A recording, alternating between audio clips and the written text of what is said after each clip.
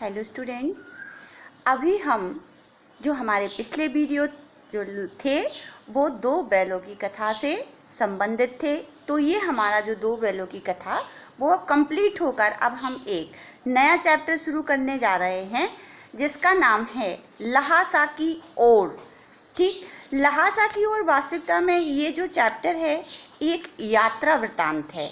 इसमें पूरा राहुल जी ने जो पूरा मतलब यात्राओं के जो उन्होंने यात्रा की है लहासा की उसके बारे में हमें बताया है। ठीक है, तो ये लहासा की ओर जो हम चैप्टर पढ़ने जा रहे हैं इसमें मतलब बड़ा मज़ा आएगा सुनने समझने में, क्योंकि हमें बिना गए बिना कुछ पैसे खर्च किए तिब्बत की वादियों, तिब्बत की मतलब जो वहाँ के इन्वायरमेंट का आनंद आने वाला है। तो तिब्बत की ये जो लहासा की ओर है ये तिब्बत की यात्रा का वृत्तांत है और ये उन्होंने क्या देखा, वहाँ की संस्कृति, वहाँ के मतलब नेचर का, संस्कृति का जो उन्होंने देखा, वहाँ के लोगों का खुल के वहाँ पे यहाँ पे लहासा की ओर में उन्होंने समझाया है। ठीक है, तो हम शुरू करते हैं। पाठ का नाम है लहासा की ओर और चैप्टर नंबर 2 ये गद्य खंड का है। ठीक, वह नेपाल से तिब्बत जाने का मुख्य रास्ता है। फरी कलिल पोर्ट का रास्ता जब नहीं खुला था तो नेपाल ही नहीं हिंदुस्तान की भी चीज़ें इसी रास्ते तिब्बत जाया करती थी। यह पारंपरिक ही नहीं सैनिक रास्ता भी था, इसलिए जगह जगह फौजी चौकियां और किले बने हुए हैं। इनमें कभी चीनी पलटन रहा करती थी। आजकल बहुत से फौजी मकान गिर चुके हैं। दुर्ग के किसी भाग में जहां किसानों ने अपना बसेरा बना लिया है वहां पर कुछ आबाद दिखाई पड़ते हैं। ऐसा ही प्रत्यक्त एक चीनी किला था। हम वहां चाय पीने के लिए ठहरे। तिब्बत में यात्रियों के लिए बहुत सी तकलीफ़ें हैं और कुछ आराम भी। वहाँ जाति पाति छुआछूत सवाल ही नहीं है और ना औरतें पर्दा ही करती हैं।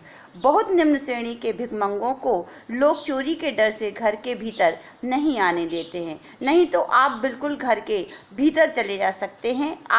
चाहे आप बिल्कुल अपरिचित हों तब भी घर की बहू या सासू को अपनी झोली से चाय दे सकते और वह आपके लिए उसे पका देगी। मक्खन, सोडा, नमक दे दीजिए, वह चाय चौड़ी में कूट कर उसे दूध वाली चाय के रंग की बना के मिट्टी के टोटीदार बर्तन में रख के आपको देगी। यदि बैठक की जगह चूल्हे से दूर है तो आपको डर है कि सारा मक्खन आपकी चाय में नहीं पड़ेगा तो आप खुद जाकर चौड़ी में जाकर मथ कर ला सकते हैं।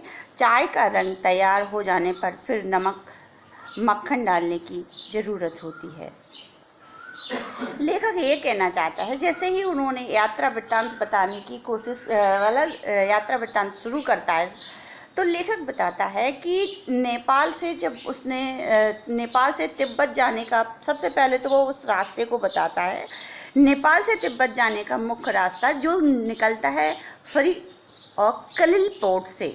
तो ये पहले ये रास्ता नहीं खुला था और जब रास्ता नहीं खुला था तो नेपाल से क्या होता था और हिंदुस्तान की भी चीज़ें इसी रास्ते से होकर कलिल पोर्ट से होकर जाया करती थी। ठीक है, और फिर क्या होता वो बताता है कि जगह जगह वहाँ पे चीनी फौजियों की जो चौकियाँ बनी थी। ठीक है, और लेखक लेकिन अब बताता है कि वहाँ पर चीनी जो फौजियों के जो मतलब चौकियाँ थी वो गिर चुके हैं, मकान गिर चुके हैं।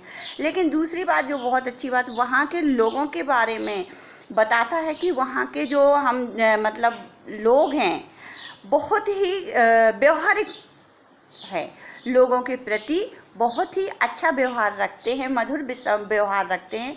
लेखक बताता है कि यदि आप मतलब चोर जैसे नहीं है या आपकी वेशभूषा में सादगी या भद्रता दिखाई देती है तो फिर आप उनके घर के अंदर तक जा सकते हैं, अपनी चाय बनवा सकते हैं। एग्जाम्पल देते हुए वो समझाता है। ठीक है, मतलब कोई भी ये नहीं है कि आप किसी के घर के अंदर तो उसे बहुत डरोगे, पता नहीं क्या बात होने वाली है। और दूसरी बात, वहाँ की महिलाओं से भी आप खुल के बातचीत कर सकते हो। और एक और चीज़ जो लेखक ने हमारे उसमें जिहान में डाली है, वो है वहाँ पे औरतों का पर्दा प्रथा। वहाँ की औरतें पर्दा प्रथा नहीं करती, मतलब ये जो माहौल बताया गया है वो एक शिक्षित माहौल के तौर पर लेखक ने इसको बताया है कि वहाँ का माहौल वास्तविकता में अति सुंदर है, चाहे वो सामाजिक हो और प्राकृतिक माहौल तो है ही, क्योंकि वो एरिया ही इतना सुंदर है। तो आगे बढ़ते हैं। परित्यक्त चीनी किले से जब हम चलने लगे तो एक आदमी राहदारी मांगने आया। हमने वह दोनों चिट्ठी दी। शायद उसी दिन हम तोड़ला के पहले के आखिरी गांव में पहुंच गए। वहां भी सुमति के जान पहचान के आदमी थे और भिखमंगे रहते भी ठहरने के लिए अच्छी जगह मिली। 5 साल बाद हम इसी रास्ते लौटे थे और भिखमंगे नहीं थे। एक भद्रयात्री के बेस में घोड़े पर सवार होकर आए थे, किंतु उस वक्त किसी ने हमें रहने के लिए जगह नहीं दी थी और हम गांव के एक सबसे गरीब झोपड़े में ठहरे। बहुत कुछ लोगों ने उस वक्त की मनोवृत्ति पर ही निर्भर है, खासकर शाम के वक्त छठ पीकर बहुत कम लोग होश हवास को दुरुस्त रखते हैं। लेखक कहता है अब वो जहाँ से पहुँच गया था आगे बढ़ता है, यानी कि वो बात करता है कलपोट से वो तो आगे बढ़ता है। शायद वो कहता है ये मेरी मतलब थोड़ला जाने के पहले का ये मेरा लास्ट गांव है। उसका साथी जो कि उसका एक गाइड का काम करता है जिसका नाम है सुमति उसे वहाँ से मिल जाता है। सुमति उसकी यात्रा को सहज और सरल बनाता है और वो कहता है मैं सुमति के साथ अपनी सफ़र को आगे बढ़ाता हूँ। वहाँ पे उसके बहुत सारे जान पहचान के लोग रहते हैं, लेकिन लेखक एक बात बताता है 5 साल पहले आया था तो वो एक भद्र यात्री के भेष में आया था और लोगों ने उसके साथ ऐसा व्यवहार नहीं किया था, और उसकी वजह से उसे गांव के सबसे गरीब झोपड़े में रहने के लिए मिला था। लेकिन आज वो जब भिखमंगे के भेष में आया है तो मतलब ऐसा जो थोड़ा सा भेष वो मतलब ऐसा तो नहीं कि बिल्कुल भिखमंगा जैसा हो, लेकिन हाँ थोड़ा सा क्वालिटी उसके रहन सहन की निम्न स्तरीय थी। तो वो कहता है कि मेरे साथ लोगों का व्यवहार अच्छा था, लेकिन वो कहता है ये डिपेंड करता है लोगों की मनोवृत्ति पर। उस टाइम उनकी क्या मनोवृत्ति रही होगी, क्या सोच रहे होंगे। शायद मेरा व्यवहार इसीलिए मुझे इस बार व्यवहार में परिवर्तन मिला, ये उनकी मनोवृत्ति पर डिपेंड करता है। और दूसरी आदत वो बताता है लोगों की, वो कहता है कि वहाँ के लोगों की शाम को खास तौर की एक आदत होती है कि वो 6 बजे के बाद छठ पीकर वहाँ पर होश और हवास खो बैठते हैं। यानी छठ का मतलब यहाँ शराब से होता है, तो उन लोगों को उस नशे की हालात में ये याद नहीं रहता।